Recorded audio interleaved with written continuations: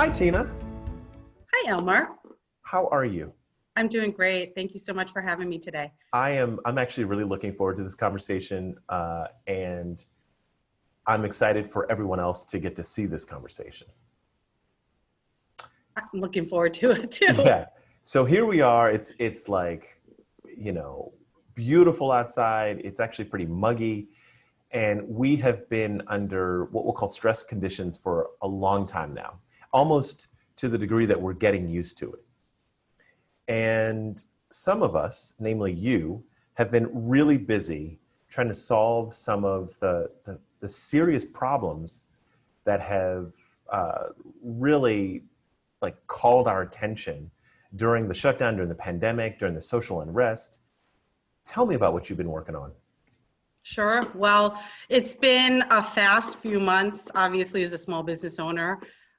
March brought us a whole new wave that we weren't prepared for, of just thinking about what we were going to be doing with our businesses. So it was quite a bit of churning and crashing and burning and fear and anxiety. And this was all before PPP was on the tips of anybody's tongues.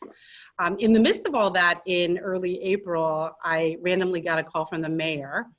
And the mayor started by saying he had a problem. He had gotten off the phone with the superintendent of MPS schools, Dr. Posley. And what they quickly found, along with the rest of the nation, was that even though they had distributed Chromebooks for all of our students that were now now learning and forced to learn from home, that many of our students did not have connectivity. So AKA, they could not activate those Chromebooks. That was a bit obvious to somebody like me that works in the tech field and recognizes what I call a number of people that live under the technology poverty line. But I don't think it was as obvious to leaders in the community how great and how disparate of access we have, access gaps we have in this community. Again, not unlike lots of urban communities or rural communities around the nation. So he quickly asked me, can I help? Can I help get students connected? And of course, that was a really broad question, but we set forth on that journey from that early date in April to where we are today, which I'm very proud that we've got a solution on the ground. So before I even let you explain where we are today, I have to say, there's not many people that can utter the sentence, I got a random call from the mayor. I suspect it wasn't all that random. Why did Tom Barrett know to call you? Well, I think when people think about internet connectivity, they immediately think about technology. And for better or worse, I don't know if enough of our technology leaders are front and center in working with our public service agencies and our government as much as we should.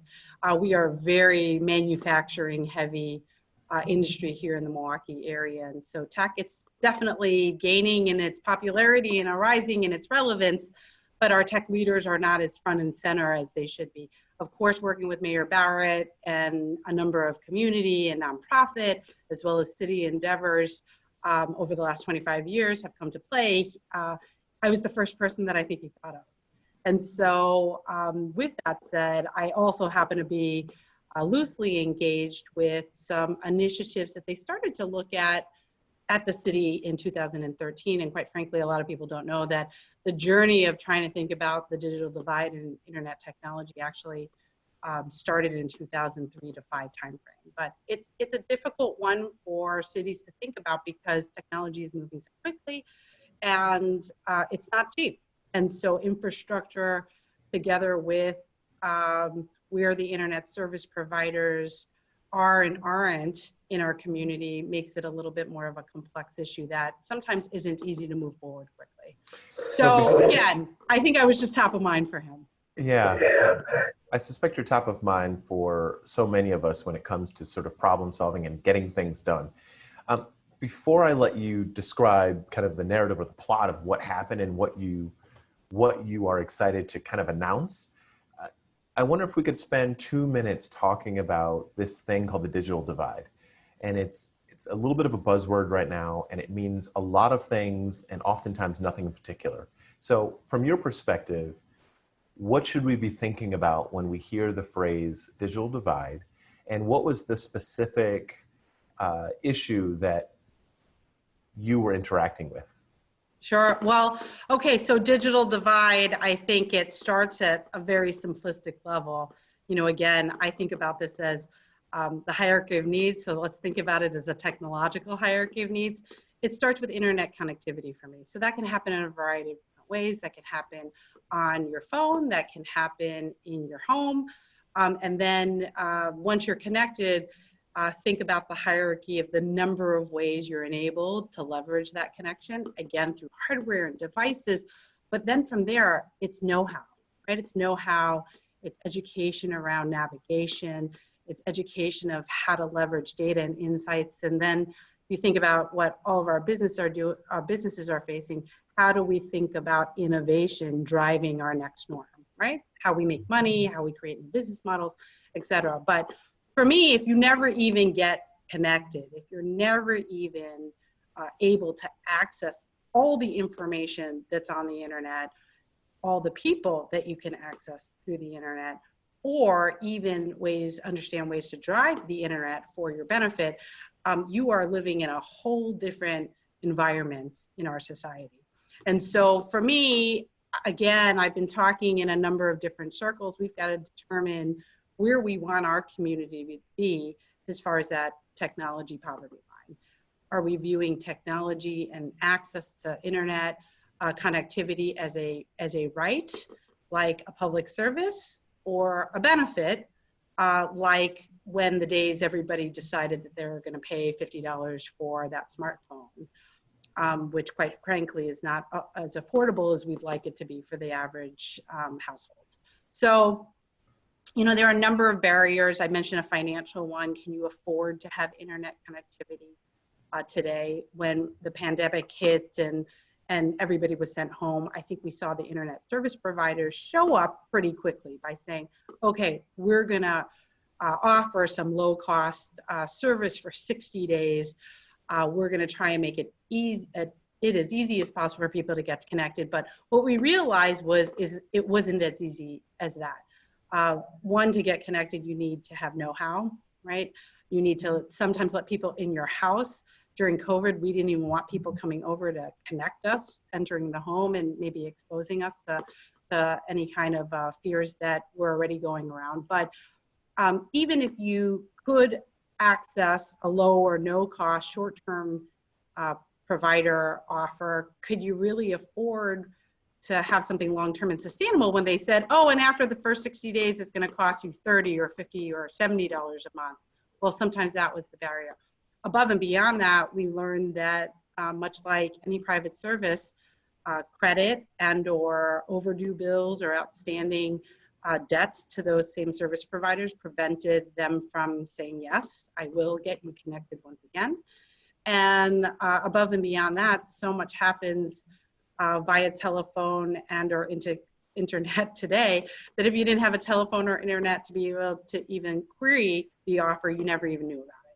And so there were a number of different reasons why a barrier to connectivity existed when the pandemic hits, but also persists in everyday life today. That's not even touching the number of families that are homeless or very transient and or consistently moving from location to location. So it's a tough nut to crack. It is, and I'll share with you, you listed a number of factors that are less obvious, right? So, you know, as soon as we think about proliferating information, getting it out into the community, we talk about make sure we put it on social and let's send everybody an email and a text message. And none of those things are meaningful if, in fact, you don't have the devices and the bandwidth to receive them. So I want to make sure we say what we want to say. So Mayor Barrett calls you, he says, Tina, I got a problem and only you can solve it. And so you put on your cape and then what happens? Well, he didn't say you were the only one that could solve it for me, but he did say, help me understand who needs to be at the table. And so we dug through the coffers and found some people who have been very interested in this topic. We brought them to the table. We brought a few of the internet service providers that are prevalent in our region here to the table. But what we found was we needed to move with more speed than that.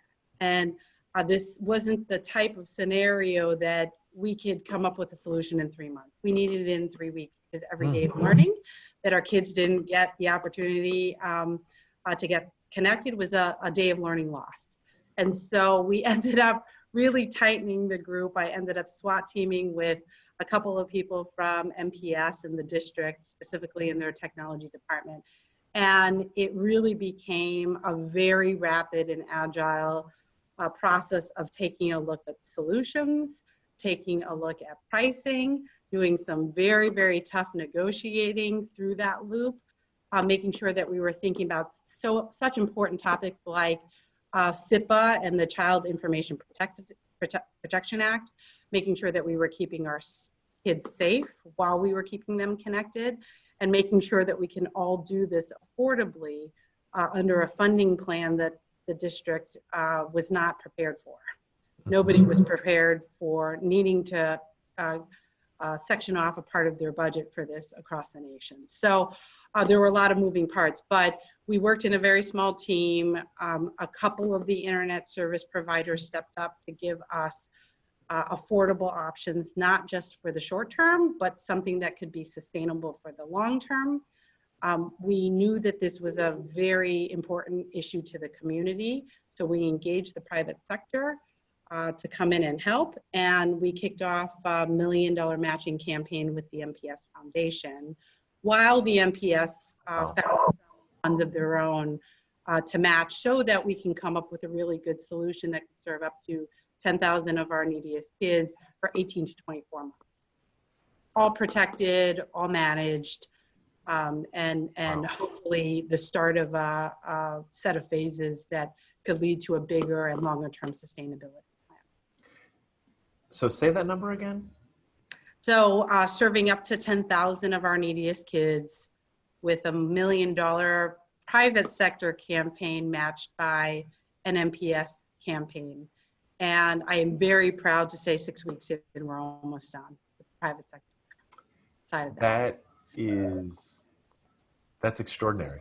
Congratulations. I am proud of you, and I'm proud of the team that you assembled, and I'm proud of us for being able to get that done as a community. Definitely. It's an important topic. And Elmar, I will say, thank you for the congratulations. I'm really excited for the team that it took a blink of an eye and we are just about that million. It goes to show how important this topic is to the community, but it doesn't stop there. As I had mentioned, internet connectivity is the lowest level of what the technology access and digital divide discussion should start with. Once you get connected, we all know that we need to be educated on how to leverage the internet the best way. So think about all of our staff and our teachers that need to be better enabled. The district, again, was on a very early part of their journey of understanding what digital and online learning what that was gonna look like for them. So we're excited that with any kind of excess we have for our campaign, it is the start of the next phases and the next part of that journey on top of access. So that, again, means education. It means better and more robust learning platforms. It means enablement for all the important teachers that make the everyday learning happen. It doesn't happen by itself. And then it leads to, well, how do we combine the best of all online learning with in-person teaching, mentoring, and coaching so that we continue to have that holistic experience. And that's a long journey for every educational entity in the nation. Tina, I'm going to challenge you to do something. Let's project ourselves into the future. So today is, it's the end of July 2020, and there's just so many things going on, and the vast majority of them are going wrong and have no obvious end. But let's imagine that it's 2021 or even 2022. Describe to me your vision for what the long tail of this moment could be as it relates to technology and internet access for our community. Well, I'd like to work backwards and talk about if every kid today had internet connectivity, every kid today was enabled, knew how to use it in meaningful ways. And that means not just for video games and Netflix, right? But understood the power of what is out there on the internet, and working backwards. Well, wow, 15 years from now, I'm going to have an amazing workforce that is ready and diverse and knows how to work for companies like mine that are pushing the next wave of innovation for society. And if we don't focus now to get our kids ready with the general know-how and the general information on what's possible, they'll never be ready to invent the next new thing. And so if we really get this done right this year and next year, not only my type of company, which is pushing the envelope when it comes to innovation and technology, not only will we be better enabled, but the workforce in general for all types of corporate, nonprofit, and or public service entities that are going to be dependent on technology, we'll just have a much better readied workforce for all of us, right? At all levels of society. And for individuals that care about what they're applying their technology to in a multitude of ways, it won't be a choice of have or have nots. But if we don't get started now, you're still going to be wondering why great corporations are out there putting advertising on television, which I saw the other day, to apply online, and they're wondering why they're only getting a certain sector of our community applying. Well, if you don't even have a way to apply because you can't get online, imagine what kind of jobs you will or will not be able to access. So we've got to figure this out just to have a robust functioning community down the road a decade or two from now. And that gets me really excited because we'll tangibly be able to point back to what we did in 2021 when we are, again, a decade or two down the road. I love that. One of the things that's really meaningful to me is specific, highly detailed visions for our future and the opportunity it represents. So I want to understand what you did to actually accomplish this extraordinary feat, right? So we know that culturally, we're modest in the Midwest. We know that sometimes we want to proceed so cautiously and so carefully that it can take us a long time to get big things done. How did you do it?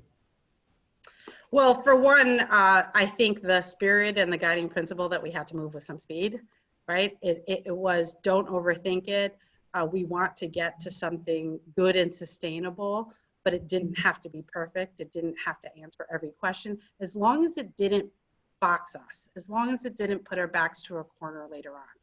I think for us, in addition to the technological challenge of getting kids wired, it was being very mindful of communities that were mobile and transient. So think this, you couldn't just say, well, let's wire up every home, because we had a number of family members that were essential workers that would have to go to work every day. And what that meant without childcare was that that child would have to go to somebody else's home. So connectivity had to travel with them. So right there, if we had those two guiding principles, moving with some speed, and the solution had to be mobile with a transient student sometimes, it helped us at least whittle away some of the really complex technological solutions that might have been good, but didn't meet those needs. After that, I just knew that with any big volume and or technical challenge, again, they're not cheap. How do we bolster what the district was prepared to do with the ability to move with some speed from a financial perspective? From that regard, knowing that we didn't want to just put in a solution that was short-term in nature, but we wanted to make sure it was long-term and it was sustainable, something that could last long beyond the immediate COVID pandemic, but something that could lead to continuous learning, again, for 18, 24 months or beyond. So we got there, and that was quite a bit of a negotiation with the internet service providers. Again, you know, they're all in business to make money as well. So how did they meet the need for us to give us something affordable, but also long-term and sustainable? And then the last part about that and being a good steward of not only district funds, but private funds, was making sure that not only did we find a solution, but we were able to track, trace, and continuously improve that solution. And that meant bolstering the actual solution with trailing solutions like asset tracking devices and the ability to have good data mining, so we knew where we were being efficient and or where we may have had gaps where we didn't even realize there was need that we were not meeting. So we're on that roadmap, and that's really great, because with that, I think we're going to gather quite a bit of other community data that we might not have normally had if we weren't at that household level. So pulling this off meant actually tapping into so many different kinds of networks, and I mean personal and social networks, as well as finding all kinds of resources, some financial, some technical, and so on. So even as you describe building a system to measure the impact and measure the success of this program, I wonder how you thought about tapping into all the different places where you had connections in order to instrument this activity. How did you get that done? Well, Elmer, I think that's just a function of what I always say is one of the greatest qualities of Milwaukee. We're small enough to have access, and after being in this industry for 25 years and being a part of this community for 25 years, it's knowing who you need to call for what, but also as you're moving down the path, who needs to be informed, right? And so one of the great things about the Milwaukee community is we care. We care a whole lot about this community. And if the community is presented with a really good solution, it also knows how to work with some speed. We've just got to be better about spreading that message across the community now. But out of the gate, we went to a core group specifically led by the MPS Foundation Board, and we said, hey, this is what the solution looks like. This is how it's great for the short-term need. This is why it's important for kids and families. And oh, by the way, here's how we're thinking about it for long-term sustainability. It was a no-brainer. And so I was really impressed that our MPS Foundation Board agreed to lead the way with a $1 million campaign. Again, our purview is MPS students, but it didn't stop there. Of course, we were reaching out to our educators and our nonprofit leaders that are really thinking about education and learning for all kids in the region. And we're sharing best practices, we're sharing negotiation tips, we're sharing structure and process, and quite frankly, the asset tracking system that I built for MPS, we're now going to extend it to other school districts so they don't have to track assets on spreadsheets. So, you know, it's got to start somewhere. And I think especially if you're trying to move with some speed, you're trying to widen the pool and include everyone. It just gets trapped in too much drama and too much politics and too much of an or mentality versus an and mentality. We have the luxury of being able to move with some speed, focusing on MPS and the district, but that never left any of the private sector people with this, well, this is where I stop. It's really a mentality of this is where I begin, and now how do we continue to spread our wings horizontally and vertically to make sure that we are bringing our partners along in all sectors of not only education, but community. You know, it was really interesting. One of the early aspects that we saw when we got students connected were family members and parents were hitting the unemployment sites, of course, because that was their access to any kind of device that they could sign up for unemployment. And it really started an immediate conversation on, well, get your kids and get our students connected, but this is really a journey of how we get families connected. I could not agree more. You know, I want to make sure that each of these conversations that we record with GMC members, for GMC members, provides an opportunity for us to tap into the unique talents of our members. And when I think of you, I think of a pretty brilliant business leader, and clearly someone who can GSD.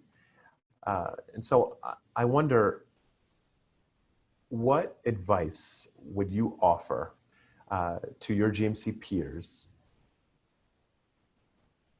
in this moment as it relates to navigating the complexities of the world as it is today, right? The politics, the distractions, just the chaos. What advice would you give about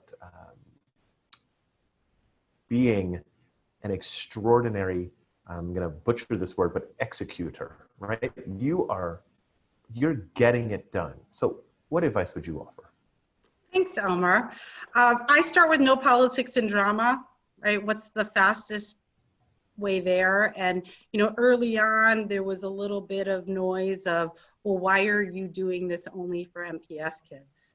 And I said, listen, I'm just doing what the mayor asked. And that was the scope I was given. Let's get this done and then we can broaden the scope, right? And we're not talking about months down the road. We're talking about weeks down the road. So I'm very happy that, hey, no politics and drama, live with and mentality, not or, but you got to start somewhere. So that's the first thing. The second thing is recognizing what the true challenges are to solving a problem. And I'll be quite honest with you, getting students connected wasn't as much a technological challenge as it was, for me at least, as I was thinking about it, as a funding challenge. So I immediately said, well, what does a solution look like that both the district and the private sector could get behind, get engaged with, and trust, right? And that really helped me navigate at least what solutions we were willing to look at that were a bit less risky in nature versus really big, bold, and innovative, but might blow up in your face. And we saw some of that were, really cool initiatives that the rest of the nation tried to pull off, and some had good results, some didn't. Glad they tried, but that might not necessarily be the right profile for us here in Milwaukee. We like to operate with a bit more sustainability, a little less risk, et cetera.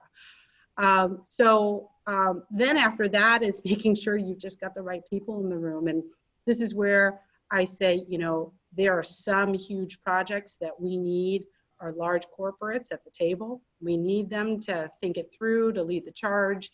You think about big initiatives like our Tech Hub movement and the leadership that NM and Aurora and some other big corporations are showing. Sometimes you just need the big corporates at the table to get something done. This wasn't one of them. So I'm glad that the mayor made a phone call, right sizing it to just saying, what do we need to negotiate and with who? How do we need to speak about it? And how do we make sure that that group is connected with the right private sector group to make sure that we have some financial bolstering that can happen along the way, knowing that nobody was prepared to have to deal with this back in March. So I got to warn you, the challenge of doing what you just did and accomplishing the extraordinary achievement of securing our path towards, frankly, an accessible, an accessible future. You looks to me like you were punching way above your weight, and that you proved that maybe some of those complex issues don't always need the leadership of the corporates, that it can be sort of very unencumbered, very easy to access, the sort of innovative thinkers like yourself that can really get things done. So I'm excited to see what the next phone call from the mayor will be. I already got that phone call. It's coming. Yeah. Right. So I think this is the key is reaching out into pockets of the community where there's know-how, but then also that who you're reaching out to, whether it be a corporation or individual community members, that they're being very collaborative in the background. So this may not have been an obvious large collaboration, an initiative that gets lots of public coordination around, but it was very collaborative behind the scenes. And that's me being a good steward together with the rest of my leaders that were working on this, saying, hey, listen, we should just put in a phone call, not for fundraising purposes, but for FYI and know-how purposes to our peers in other districts or our peers working let's just say with Milwaukee Succeeds and Greater Milwaukee Foundation that we're thinking about COVID and task force from the very beginning.